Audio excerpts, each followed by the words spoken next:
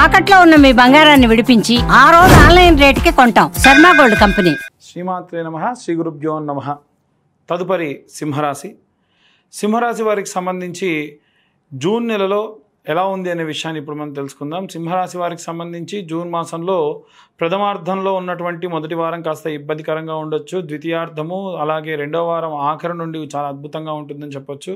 ముఖ్యంగా వీరి యొక్క అడ్మినిస్ట్రేటివ్ సిస్టంలో కానీ, అంటే ఉదాహరణకు ఒక ఆఫీస్లో ఒక అతనికి జాబ్ అనేటువంటిది, ప్రమోషన్ అనేటువంటిది రాలేదు, లేదా ఉన్న మేనేజర్ పోస్ట్ కాస్త పోయి జనరల్గా నార్మల్ పొజిషన్లోకి వచ్చాడు అనుకోండి. సాధారణంగా ఎలా ఉంటుందంటే వారిని అంతగా ఏమి చూడరు. అంతకుముందు మేనేజరు, ఇప్పుడు మామూలు ఎంప్లాయీ.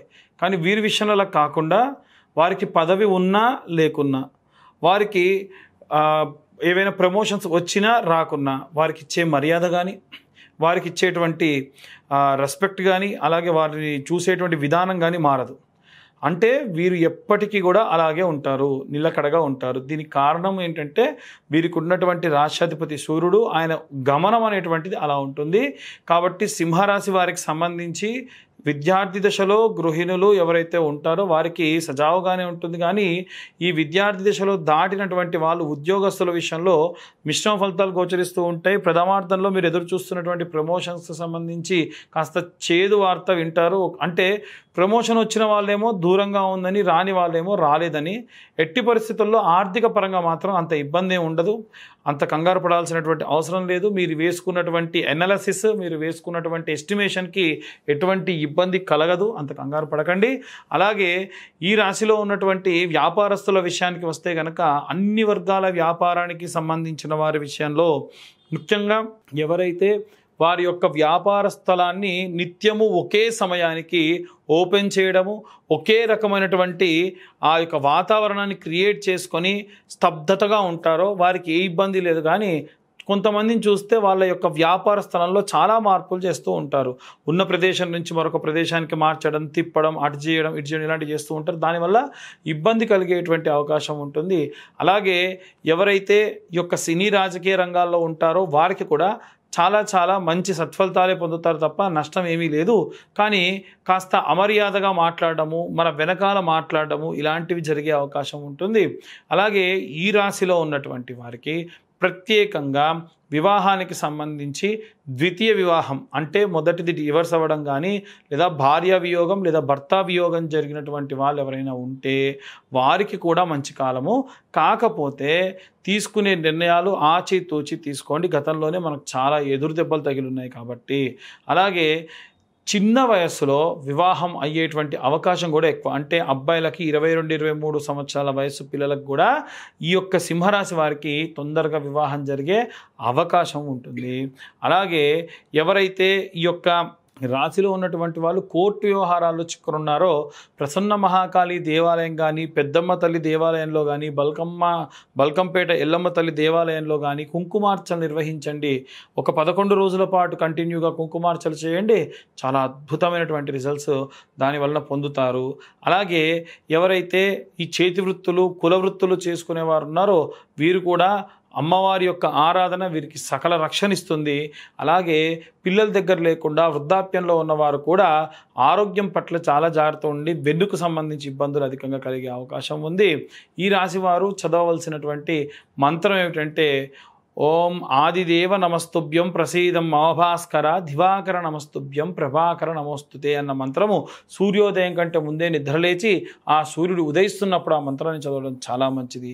గృహిణులకి, విద్యార్థులకి, ఉద్యోగస్తులకి, వ్యాపారస్తులకి, అలాగే సినీ రాజకీయ రంగాల వారికి, వివాహం కోసం ఎదురు చూస్తున్న వారికి, కోర్టు గొడవల్లో చికాకుల్లో బాగా ఇబ్బందులతో ఉన్నటువంటి వారికి అందరికీ కూడా ఎలాంటి రెమెడీస్ తీసుకోవాలి, ఎలాంటి మంత్రపఠనం చేయాలనే విషయాన్ని ఇప్పుడు మనం తెలుసుకుందాం. వాస్తవంగా అందరికీ కలిపి ఒకే ఒక రెమెడీస్ బాగా వర్తిస్తుంది. ఈ జూన్ మాసం అంతా కూడా మనకు ఆదివారం నుండి ప్రారంభించి శనివారం వరకు కూడా నిత్యము కూడా నేను ఇప్పుడు చెప్పేటువంటి విధానాన్ని ఫాలో కావండి. చాలా మంచి రిజల్ట్ ఇస్తుంది.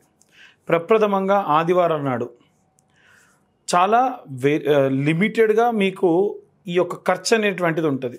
ఏంటిది ఇంతకీ అదంటే ఆదివారం నాడు నవగ్రహాల దేవాలయంలో, నవగ్రహాల గుళ్ళో సూర్యుడి ముందు, మధ్యలో సూర్యుడు ఉంటాడు, ఆయన ముందు ఒక ఆకు డొప్ప పెట్టేసి దాంట్లో ఒక పిరికెడు గోధుమలు వేయండి, దాంట్లో ₹1 బిల్ల పెట్టండి.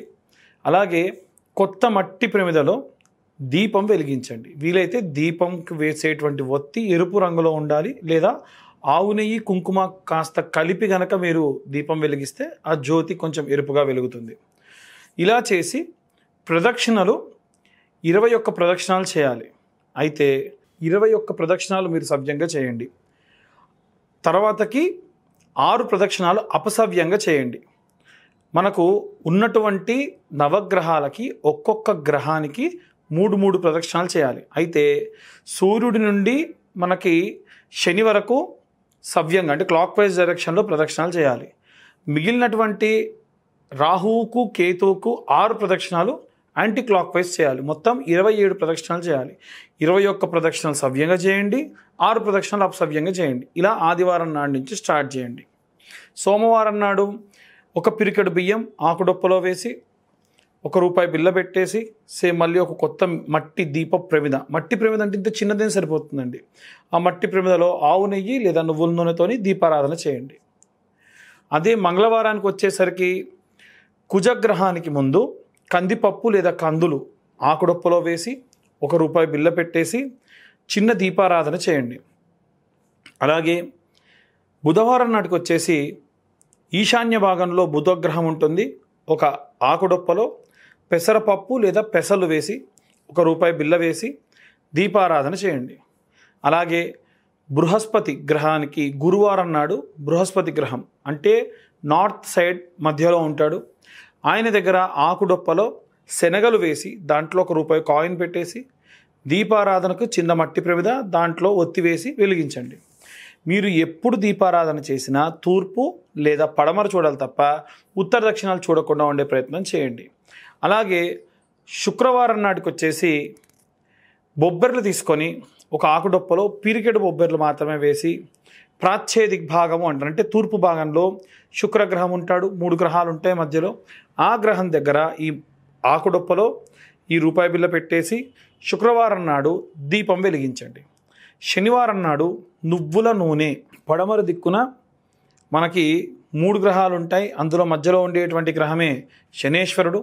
కాబట్టి మట్టి ప్రమిదలో దీపం నువ్వుల నూనెతో వెలిగించాలి. ఆకుడొప్పలో నువ్వులు పోసుకొని ఒక చిన్న గ్లాసుడు నువ్వుల నూనె స్వామివారి పైన వేసి కాసిన్ని నువ్వులు కూడా వేయాలి. ఎట్టి పరిస్థితుల్లో ఎవరు కూడా విగ్రహాన్ని తాకరాదు. ఏ నవగ్రహాల్లో ఏ విగ్రహానికి తాకొద్దు. చాలామంది బెల్లం పెట్టాలి లేకుంటే బొట్టు పెట్టాలని చెప్పేసి విగ్రహాన్ని తాకుతూ ఉంటారు. అలా తాకాల్సిన పని లేదు. కావాలంటే ప్రతిరోజు కూడా ఇంత చిన్న బెల్లం ముక్క నైవేద్యంగా కూడా పెట్టచ్చు. అలాగే మనకి రాహుకేతువులు ఉంటారు కదండి మరి అని చాలామందికి డౌట్ వస్తుంది. రాహుకు కేతువుకు మంగళవారం నాడే లేదా ఆదివారం నాడు, లేదా రాహుకు మంగళవారం కేతువుకు ఆదివారం నాడుగా సెగ్రిగేట్ చేసుకొని ఈ రాహుగ్రహం దగ్గర మినుములు, నల్ల మినుములు లేదా మినపప్పు ఒక ఆకుడొప్పలో వేసి దీపారాధన చేయండి. అలాగే కేతువుకు వచ్చేసి మంగళవారం నాడు లేదా ఆదివారం నాడు ఉలవలు ఒక పిరికెడు ఆకుడొప్పలో వేసి దీపారాధన చేయండి చిన్న మట్టి ప్రమిదలో. ఇలా నవగ్రహాలకి కూడా మనము నిత్యము ఈ నెల రోజుల పాటు కూడా చేసుకోవడం వలన నవగ్రహాలు మన జీవితంలో దశ అంతర్దశ విదశల వారీగా వస్తూ ఉంటాయి. కాబట్టి నేను చెప్పినటువంటి అందరికీ, పిల్లలకి, గృహిణులకి, ఉద్యోగస్తులకి, వ్యాపారస్తులకి అందరికీ కూడా చాలా చాలా ప్రశాంతంగా ఉంటుంది. మీ జాతకరీత్యా ఒకవేళ మీకు జాతకం తెలియకపోయినా సరే మీరు నవగ్రహాలకి శాంతి చేసిన దాంతో సమానం. ఇంకా వీలైతే మీరు పెట్టేటువంటి ఆకుడొప్ప ఇంతంత ఉప్పు, పిరికెడు రాళ్ల ఉప్పు పోసి పెడితే ఇంకా మంచిది. శారీరక బాధ, నరదిష్టి, నరఘోష కూడా దానివల్ల పోతుంది. ఇవన్నీ కూడా మనం అధికమైనటువంటి ఖర్చు లేకుండా పెద్ద పెద్ద హోమాలు లాంటివి చేయించుకోకుండా ప్రశాంతంగా ఉండేదానికి దోహదపడుతూ ఉంటుంది. ఇక అందరూ కూడా నవగ్రహాల దేవాలయానికి వెళ్ళినప్పుడు చదవవలసినటువంటి మంత్రం ఏమిటంటే ఆదిత్యాయ చ సోమాయ మంగళాయ బుధాయ చ గురు శుక్ర శనిభ్యశ్చ రాహవే కేతవే నమః. అలాగే జూన్ నెలలో స్కందాషష్ఠి వస్తుంది. స్కందషష్ఠి రోజున జంట నాగులకు వీలైతే క్షీరాభిషేకం చేయండి. స్కందగిరి లాంటి టెంపుల్స్ కానీ లేదా మోపిదేవి లాంటి దేవాలయానికి కానీ పళని కుక్కి లాంటి దేవాలయానికి వెళ్తే కనుక అక్కడ స్వామివారికి ప్రత్యేక పూజాదులు నిర్వహించుకోవడం వల్ల కుజగ్రహ వల్ల వచ్చేటువంటి కుజదోషం వల్ల కానీ సర్పదోషాలు కూడా తొలగిపోతాయి. ఇవన్నీ కూడా మనం గోచార రీత్యా చెప్పేటువంటి విషయంలో మాత్రమే.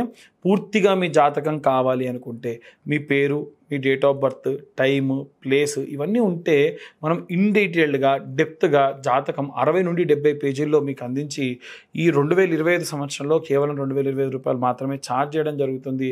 మీతో హాఫ్ అన్ అవర్ నుంచి 1 అవర్ వరకు డీటెయిల్గా మీ జాతకం గురించి మాట్లాడి విశ్లేషణతో మీకు ఆ PDF కూడా ఇవ్వడం జరుగుతుంది. సర్వే జన సుఖినో భవంతు. స్వస్తి.